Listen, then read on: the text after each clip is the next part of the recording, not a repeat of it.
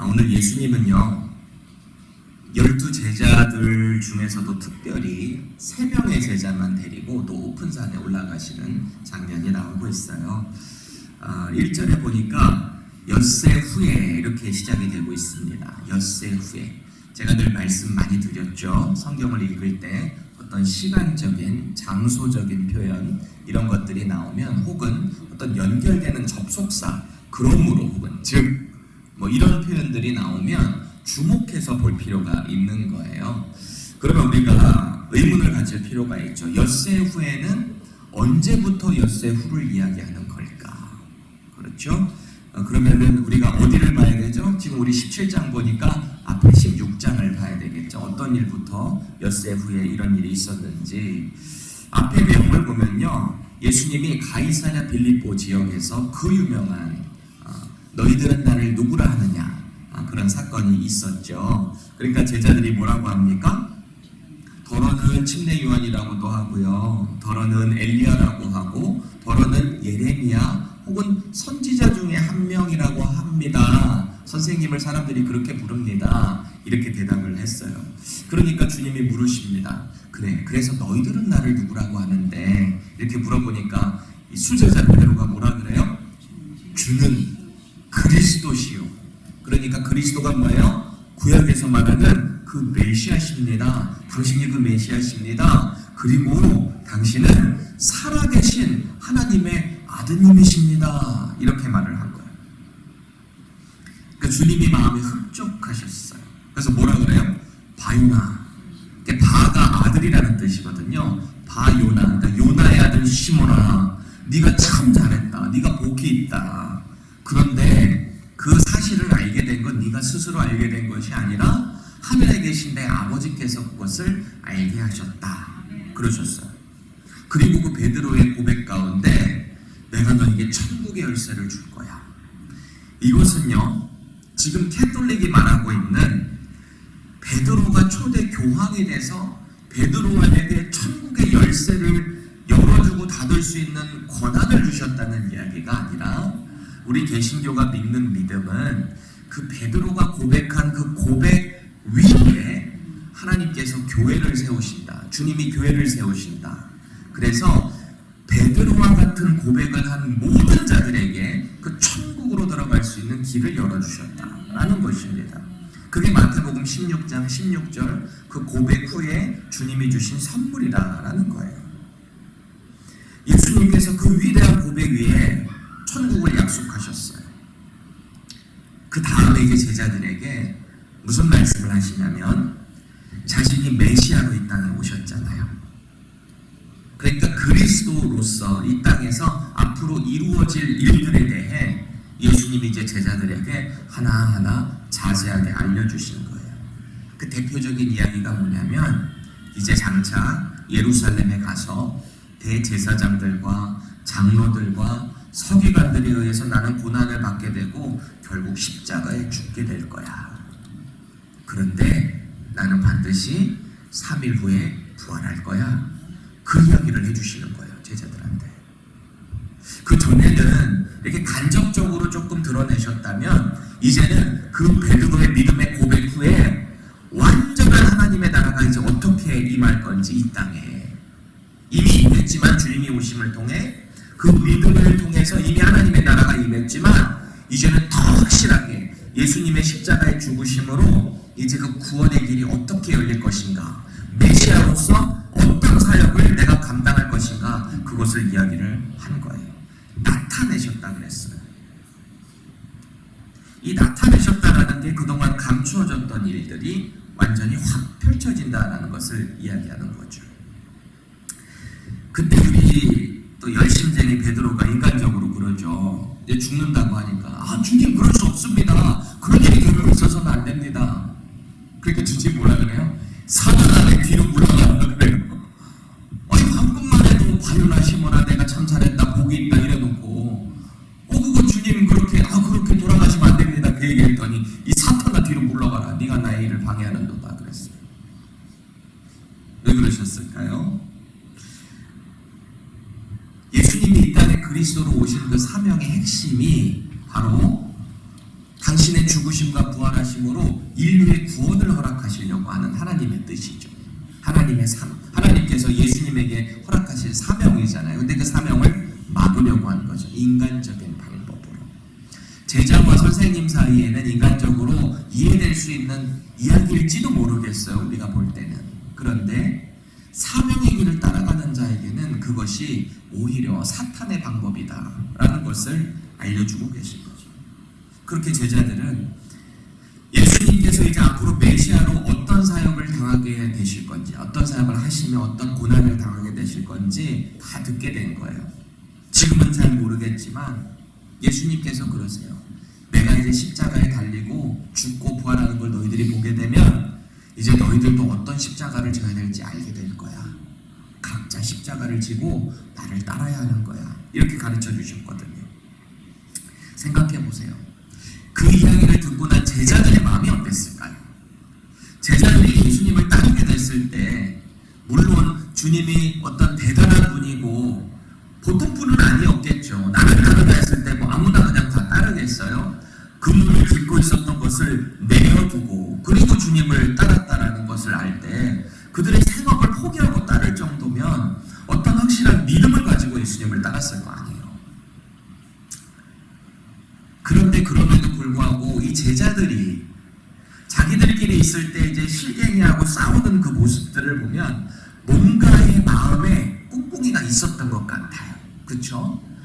그래서 야고보와 요한의 엄마 이 세베대 때 치맛바람 이야기를 딱 보면 그렇잖아요.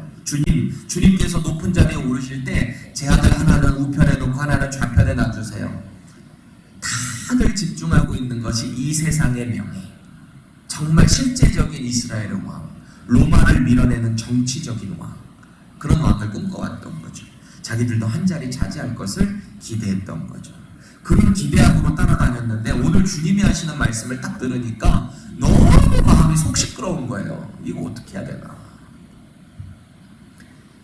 오늘 본문은 그 예수님의 죽으심과 부활에 대한 것을 듣고 난 후 6일 뒤를 이야기하고 있는 거예요. 그렇게 마음이 속 시끄러운 그 타이밍을 말하는 거죠. 생각해 보세요. 그들의 마음이 얼마나 무거웠겠어요. 첫 번째는 일단 사랑하는 자기들의 선생님께서 십자가에 죽으신다는 얘기를 들으니까 그거 누가 좋겠어요. 사랑하는 부모님이 어디 돌아가신다고 해도 너무너무 슬프겠죠. 사랑하는 존경하는 선생님이 어디 가서 돌아가신다고 하면 너무너무 마음이 힘겹겠죠. 인간적인 서운함이 먼저 앞서는 거죠. 그리고 또 다른 마음의 아쉬움이 있다면 예수님이 이스라엘 왕 되시면 장차 좀 한 자리라도 얻어보려고 했는데 그런 그림이 아니거든요. 예수님 말씀하시는 그림이. 마음이 무거운 거예요. 마음이 뭔가 불안함을 갖게 되는 거죠. 그때 주님께서는요 높은 산으로 올라가시는 겁니다. 바로 그 타이밍에. 그리고 혼자 올라가시는 것이 아니라 오늘은 특별히 12제자들 중에서 베드로와 야고보와 요한 이 3명의 제자들을 데리고 같이 올라가신 거예요. 그러면 우리는 이런 질문하죠. 또 왜 하필이면 12명 중에 이 3사람인가? 왜 이 3사람만 주님은 함께 데리고 높은 산으로 올라가셨는가? 학자들 따라 이 견해가 약간씩 다르긴 한데요. 어떤 학자는 그래요. 신명기 17장에 나오는 율법의 증인의 수가 원래 3명이 돼야 되다 보니까 주님이 뭔가를 보여주시려고 하는데 그 증인 3명을 데리고 올라가시기 위해 이들을 택한 것이다. 그래요. 그리고 또 어떤 이들은 12제자들 중에서도 특별히 이 3명이 예수님과 더 특별한 관계를 가지고 특별 훈련을 받기 위해 올라갔다라는 거예요. 근데 이 2개의 이야기를 다 들어봐도 어쨌든 공통적인 것은 이 3사람이 예수님의 사역에 있어서 특별했던 것만은 사실이에요. 더 친근하게 함께 했다라는 거죠. 왜 우리도 교회 안에서 어떤 사역을 하다 보면 여러 사람들이 함께하는 중에서도 더 많이 인볼브되고 그 가운데서 그 리더자와 마음을 나눌 수 있는 사람들이 있기 마련이잖아요. 코어 멤버, 코어 스텝이라고 할 수 있겠죠.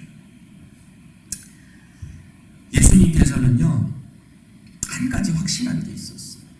이 3명을 데리고 가서 당신이 누구신가를 보여주기 원하셨던 것 같아요. 예수님이 누구신가? 이 땅에 오신 메시아로서 당신의 그 신성과 능력 그런 것을 이 세 명의 증인에게 확실하게 보여주기 원하셨어요. 그럼 왜 보여주기 원하셨을까요? 하필 왜 이 타이밍에, 왜 엿새 후에 이 타이밍에 예수님은 그 모습을 보여주기 원하셨을까요? 두려워 떨고 있는, 불안해하고 있는 그 제자들에게 당신의 그 모습을 드러내시고 당신의 신성을 확실하게 보여주심을 통해 제자들에게 너희들이 가는 이 길, 그 십자가의 길이 확실하다라는 것을 보여주기 원하는 거죠. 그들에게 용기를 심어주기 원하셨던 거예요. 여러분, 예수님의 12 제자들은요, 이 하나님의 아들이신 예수님을 옆에서 직접 바라봤어요. 그동안 봤어요. 뭐 일반 사람들이 할 수 있는 일이 아니었잖아요. 예수님이 드러내셨던 기사와 표적들, 당신이 메시아로서 보여주신 그 여러 가지 초자연적인 일들, 그것을 직접 목격했던 사람들입니다. 날마다 하나님 나라의 비밀을 배우고 들었던, 목격했던 사람들이에요. 사실 엄밀히 말하면 이 예수님의 12 제자 외에도 예수님을 따랐던 제자들이 많이 있었습니다. 특별히 여제자들도 있었죠. 이 막달라 마리아나 마리아나 마리가나, 그쵸? 뭐 수산나, 뭐 이런 분들, 예수님의 사역을 도왔던 많은 여제자들도 있었어요. 또 사실 남자 제자들은 가만히 생각해 보면 예수님 십자가에 딱 달리실 때 자기들 생명 부지하려고 다 뿔뿔이 흩어지기 바빴잖아요. 근데 여제자들을 가만히 보면 끝까지 예수님을 지켰던, 예수님의 죽으신 후에도 먼저 찾아가서 예수님의 십자가 시신이 잘 있는가 지켜보고 또 그렇게 믿음의 용기 가운데 행했던 여제자들을 봅니다. 그렇게 가만히 보면 이 자매님들의 믿음이 더 대단한 것 같기는 해요. 동의하시나요, 자매님들은? 여자들이 좀 대단한 것 같기는 해요. 우리 자매님들은 계속해서 믿음으로 정진하세요, 그렇게. 그리고 우리 형제들은 믿음의 확신 가운데 좀 흔들리지 않았으면 좋겠습니다. 저부터가 믿음의 확신 가운데 우리 살아계신 예수님이 말씀을 통해서 우리에게 너무나 확실하게 증명이 되고 있잖아요. 우리가 예수님을 믿는다는 것 자체가 살아계신 하나님께서 우리의 마음에 성령님을 통해 예수님을 믿어지게 하는 거거든요. 그리고 성령님을 통해 말씀을 믿어지게 되고 알아가게 되고, 우리 예수님이 약속하신 것처럼 성령님께서 함께 하시는 그때에는 내가 너희들에게 가르친 모든 것들을 기억나게 하리라 그러셨잖아요. 우리는 성령님을 통해 말씀을 읽게 되고요, 말씀을 깨닫게 되고요, 예수님이 정말 실제로 이 땅에 오셨던 메시아라는 사실, 부활하신 그리스도라는 사실을 믿게 되는 거죠. 우리 모두가 흔들림이 없어야 하는 겁니다. 여러분, 오늘 예수님과 함께 산에 올라간 이 예수님의 제자들, 그리고 그 예수님이 이 산, 높은 산이었는데 거기서 예수님이 변화됐다라고 해서 붙여진 별명이 있으니 변화산이라고 된 거예요. 그 장소에서 하나님의 음성을 직접 들은 이 수제자 3명, 베드로와 야고보와 요한의 모습을 보게 됩니다. 이 사람들은요, 그야말로 그동안 하나님의 비밀을 듣고 간접적으로 예수님을 통해 보기도 했지만 오늘 더 명확하게 목격한 증인들이 된 거예요. 하나님 나라의 증인이 된 거죠. 그렇다면 저와 여러분들은요, 우리 역시 하나님의 말씀을 통해서 이 모든 말씀을 믿는 사람들입니다. 그렇다면 하나님께서 역사하셨던 이 모든 일들, 예수님이 증거하시고 가르치셨던 모든 일들, 특별히 하나님 나라의 비밀을 아는 증인이 된 사람들이에요, 저와 여러분들은. 그렇다면 우리는 이 하나님 나라의 비밀을 깨달은 자로 이 땅에서 어떻게 살아가야 하는가? 오늘 말씀 가운데 다시 한번 우리의 마음에 믿음도 새기고요, 우리 신앙생활을 점검할 수 있기를 예수님의 이름으로 축원합니다. 제가 오늘 3가지로 본문 가운데 나타나는 이 하나님 나라의 비밀을 깨달은 자는 어떠해야 되는가 교훈을 나누기 원합니다. 첫 번째, 하나님 나라 비밀을 깨달은 자는요, 하나님과 풍성히 교제할 수 있는 특별한 장소를 소유한 자입니다. 다시요, 하나님 나라 비밀을 깨달은 자는요, 하나님과 은밀히 만날 수 있는 장소를 가지고 있어야 한다는 거예요. 마태복음 가운데 나타나는 예수님의 모습은, 예수님은 종종 어떤 사역을 준비하시거나 어떤 사역을 끝나셨을 때 꼭 어떤 산을 찾아가십니다. 그래서 예전에 많은 신학생들이 뒤에 이제 산들이 많으니까 산기도를 그렇게 많이 올라갔어요. 그래서 밤새도록 나무 하나 뽑아야 된다 막 이런 얘기 많이 했거든요. 저도 기억이 나요. 제가 전도사 처음 되고 나서 첫 설교를 하는데 어떤 선교사님이, 우즈베키스탄 선교사님이 잠깐 방문을 하신 적이 있었거든요. 근데 제가 처음 설교한다는 거를 그분이 아시고 저한테 그래요. 농담식으로 하는, 전도사님 오늘 설교하기 전에 나무 하나 뽑으셨어요? 그러는 거예요. 그만큼 다 산에 올라가서 나무 붙잡고 막 기도를 열심히 했던 그런 일들이 있어요. 예수님이 그렇게 산을 많이 찾으셨었어요. 오병이어 사건 후에 기도하러 따로 산에 올라가셨어요. 오늘 본문에서는 3명의 제자들과 함께 또 높은 산으로 올라가셨어요. 그곳에서 주님의 모습이 변했다 해서 변화산이 된 거죠. 또 십자가의 고난 앞에서 피눈물의 기도를 하신 겟세마네 동산이 있었어요. 늘 한적한 어떤 곳을 찾으셨어요. 그곳에서 주님과 교제를 하셨던 것을 우리는 보게 됩니다. 그러니까 보세요. 예수님은 하나님 나라의 그 비밀을 가르치시기 위해 세상으로부터 철저히 분리된 장소를 산으로 사용하셨던 것을 보게 됩니다. 또 우리 주님은 이 산을 하나님과 은밀하게 기도로 교제하기 위한 장소로 사용하신 거예요. 질문 드릴게요. 저와 여러분은 하나님과 은밀하게 교제하기 위한 어떤 장소를 가지고 계신가요? 누군가에게는 이 교회 본당일 수 있어요. 특별히 주님을 만나는 곳이. 또 누군가에게는 각자 집에 있는 클로셋이 될 수도 있겠죠. 그래서 워룸이라는 영화 보면은 클로셋에 들어가서 기도하잖아요. 그것도 참 좋더라고요. 저도 해보고, 제 아내도 예전에 미국 처음 왔을 때 얼마나 거기가 딱 막혀있고 옷장 안에 들어가서 문 딱 닫고 기도하면은 정말 은밀한 곳이지 않나 싶습니다. 또 누군가에게는 아주 은밀하게 하나님을 만나기 위해 화장실이 될 수도 있겠죠. 진짜 있어요. 그런 분들이 있어요. 애들을 많이 가지고 있는데, 저 같은 경우는 이렇게 되면은 내가 혼자 있을 때마다 화장실밖에 없어요. 뭐 그럴 때도 있겠죠. 그곳에서 정말 우리가 은밀하게 기도로 주님과 교제를 하고 있는가?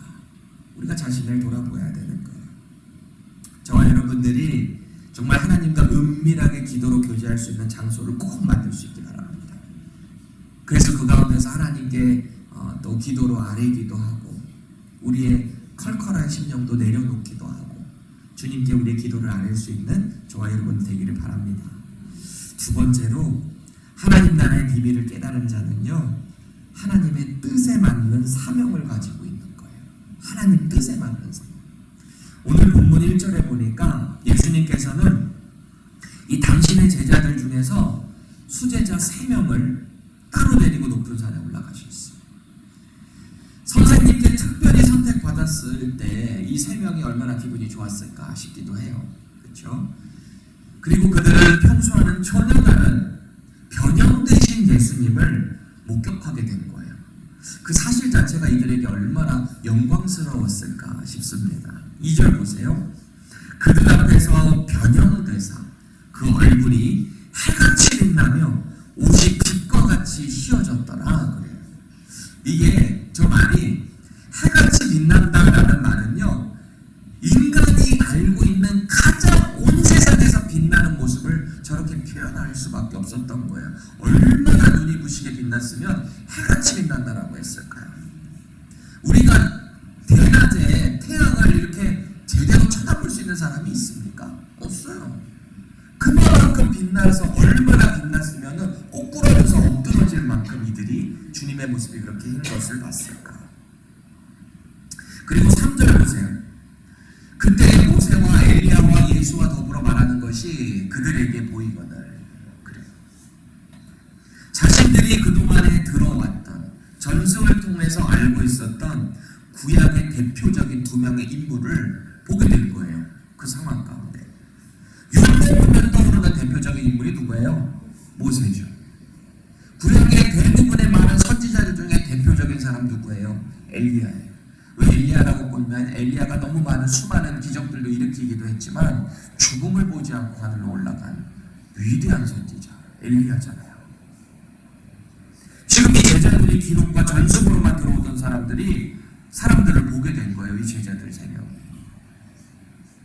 그 위대한 믿음의 선조들을 눈앞에서 영접하게 됐을 때 얼마나 영광스럽고 감격적이었을까요, 이 사람들이. 그때 당시에 지금처럼 구글이나 이런 것들이 있어서 누구 딱 치면 사진이 나오잖아요. 그러면 우리가 명확히 알겠지만 이 사람들이 그때 당시에 모세가 누군지 엘리야가 누군지 그 얼굴 제대로는 알았겠어요. 그런데 딱 보자마자 이분들이 누군지 알 정도로 너무나 명확하게 하나님이 알려주신 거죠. 보이게 해주신 거죠. 아마 이 세 제자들에게 모세와 엘리야는요 슈퍼스타 같은 사람들이었을 거예요. 영접하게 됐을 때 깜짝 놀라고 영광스러웠던 거죠. 얼마나 마음에 벅찼을까요? 그런데 더 벅차는 것 중에 하나는 이 믿음의 두 위대한 사람들이 자신들이 평소에 함께하는 예수님과 함께 있는 거예요. 그리고 예수님과 자꾸 무슨 대화를 하고 계시는데 뭐라고 하는지는 잘 모르겠는데 그 모습이 너무너무 영광스러워 보이는 거예요. 내가 저분들과 함께 대화하는 저 예수님과 함께 있다고? 이게 마음이 너무너무 벅찬 거죠. 얼마나 황홀했겠어요. 그때 역시 우리 행동파 베드로 예수님을 향해서 즉흥적인 요청을 합니다. 4절 보세요. 베드로가 예수께 여쭈어 이르되 주여 우리가 여기 있는 곳에 좋사오니 만일 주님께서 원하시면 내가 여기 초막셋을 칠 때 하나는 주님을 위하여 하나는 모세를 위하여 하나는 엘리야를 위하여 하리이다. 그래요. 이 말이 무슨 말이냐면 예수님이 허락만 하시면 여기다가 이 영광스러운 경험을 한 이 장소에 초막셋을 짓고 그냥 내려가지 말고 여기서 살았으면 좋겠습니다. 이 말이에요. 참 이 베드로가 얼마나 감성적이고 즉흥적이고 또 얼마나 열정적인 사람인지 모르겠어요. 초막색 짓고 여기 살자는 거예요. 내려가지 말자는 거예요. 여전히 그 하나님의 진정한 뜻에 무지한 베드로. 참 어떻게 보면 근데 순수한 마음 아니에요.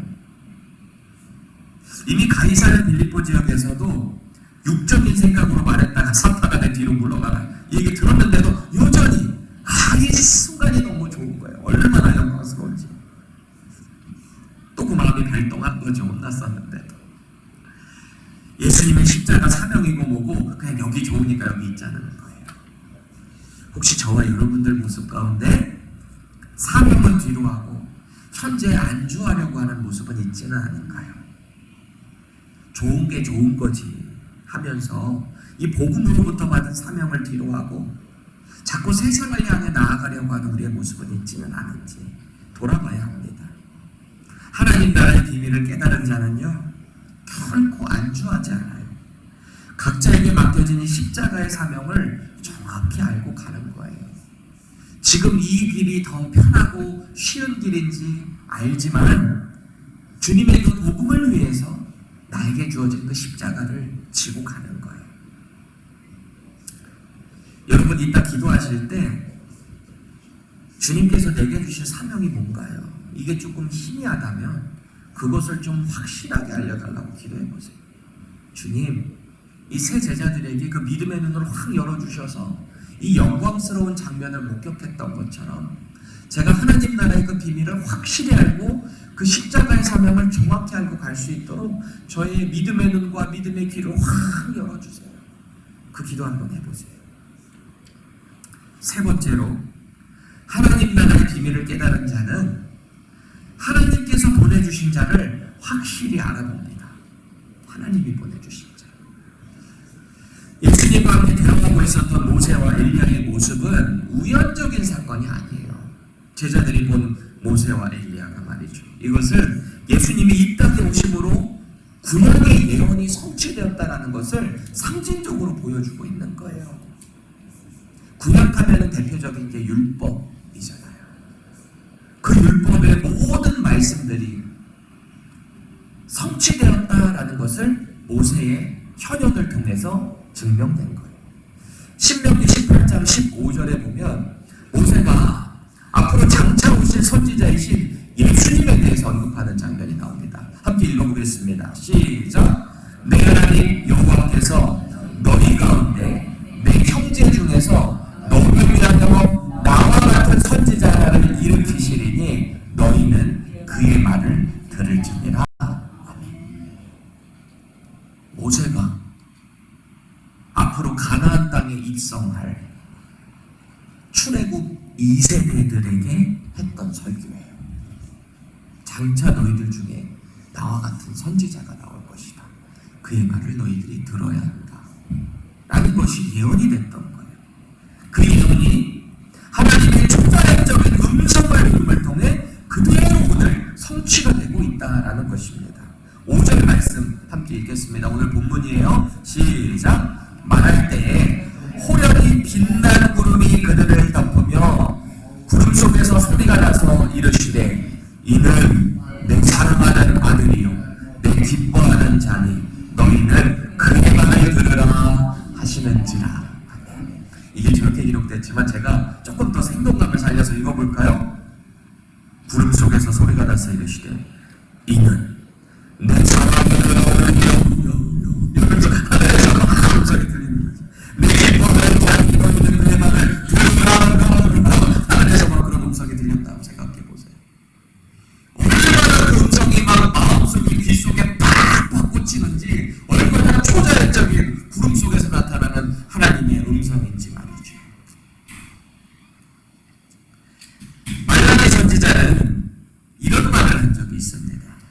장차 왕으로 오실 그 메시아에 앞서서 그의 집에 예비할 엘리야를 보낼 것이다. 이렇게 예언을 했거든요. 함께 읽겠습니다. 말라기 4장 5절입니다. 시작. 보라, 여호와의 크고 두려운 날이 이르기 전에 내가 선지자 엘리야를 너희에게 보내리니.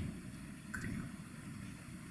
이 제자들도 역시 이 구약의 율법, 특별히 이 선지자에 의한 선지서의 말씀을 알고 있었던 거죠. 그래서 오늘 본문 10절 보세요. 이렇게 질문을 한 겁니다. 그러면 어찌하여 서기관들이 엘리야가 먼저 와야 하리까? 이렇게 질문을 한 거예요. 오늘 그 영광스러운 장면을 본 거잖아요. 모세를 봤어요. 엘리야를 봤어요. 나와 같은 선지자가 너희들에게 날 건데 그의 말을 들으라. 초자연적인 음성을 구름을 통해서 또 구름 속에서 주님의 하나님의 음성을 들었어요. 거꾸라질 수밖에 없었잖아요. 그러고 나서 정신 딱 차리고 보니까 이제 모세와 엘리야는 없어지고 예수님만 남았어요. 그때 정신을 차리고 물어본 거죠. 궁금한 걸 물어본 거예요. 마치 요한복음 4장의 수가상의 이 여인이 예수님이 선지자 중에 한 분이다. 이분 보통 분이 아니다. 그러고 나서 딱 질문을 했던 게 주님 유대인들은 이 예루살렘이 성산이라고 하는데 우리는 그리심산에 살고 있습니다. 어떤 산이 만든 겁니까? 이렇게 물어보는 것처럼 오늘 그렇게 질문을 하고 있는 거죠. 그런데 보세요. 오늘 본문 10절에서 이 제자들이 질문하는 것처럼 먼저 엘리야가 와야지 이 메시아가 오기 전에 엘리야가 와야 된다고 했는데 정작 왜 서기관들은 메시아 전에 이미 온 엘리야 그 침례 요한에 대해서 알지 못했습니까? 이제 나중에 오늘 깨닫게 되잖아요. 엘리야가 바로 침례 요한을 이야기했던 거구나. 나보다 먼저 앞서서 광야에 외치는 자의 소리로 왔던 사람, 그가 바로 엘리야였구나. 그것을 나중에 깨닫게 된 거죠. 그래서 본문 12절 보세요. 주님께서 말씀하시는 것 같이 먼저 이미 예수님보다 먼저 앞서온 엘리야, 그 침례 요한을 이 서기관과 바리새인들, 유대 종교 지도자들이 임의로 대했다라는 거예요. 이 다른 번역인 이 새 번역으로 보면은 함부로 대했다라는 거거든요. 그렇다면 왜 유대 종교 지도자들은 예수님을 포함한 이 침례 요한과 같은 선지자를 함부로 대했을까? 그걸 우리가 생각해 볼 필요가 있는 거예요. 왜 이들은 하나님께서 먼저 보내신 엘리야인 침례 요한을 제대로 알아보지 못했으며, 왜 유대 종교 지도자들은 하나님께서 보내신 메시아이신 하나님의 아들 예수님을 알아보지 못했을까? 왜 이스라엘 유대인들은 아직도 예수님을 그 메시아로 믿지 않고 메시아가 와야 된다라고 통곡의 벽에서 외치고 있을까? 기도하고 있을까 말이죠. 왜 그런 걸까요? 그들은 자기들이 만들어낸 전통과 편견으로 그들만의 엘리야를 기대하고 있는 거예요. 우상이랑 다를 바가 뭐가 있겠습니까? 하나님의 보내신 자를 알아보지 못하는 거예요. 왜요? 자기들이 만들어낸 우상이 있기 때문에, 자기들이 만들어낸 엘리야가 있기 때문에, 자기들이 만들어낸 메시아가 있기 때문입니다. 그들은 메시아의 앞서만 엘리야를 알아보지 못했어요. 그리고 현재 메시아로 오신 예수님도 함부로 대하고요, 결국에는 십자가에 못 박는 일까지 가게 됩니다. 저와 여러분은 하나님의 아들이신 이 메시아를 진정한 우리의 구주로 모시고 있는가? 이것을 질문해 볼 필요가 있어요. 우리 삶에서, 우리 신앙생활에서 내가 정말 예수님을 메시아로 받아들이고 그분의 가르침과 그분의 십자가를 지고 가고 있는가? 나는 그분을 진정 하나님께서 보내주신 자로 믿고 따르고 있는가 말이죠. 혹은 하나님께서 우리에게 붙여주신 믿음의 사람을 함부로 대하거나 그의 믿음의 권면을 무시하고 있지는 않은가 돌아봐야 하는 거예요. 여러분, 우리는 하나님께서 허락하신 성경을 믿는 자들입니다.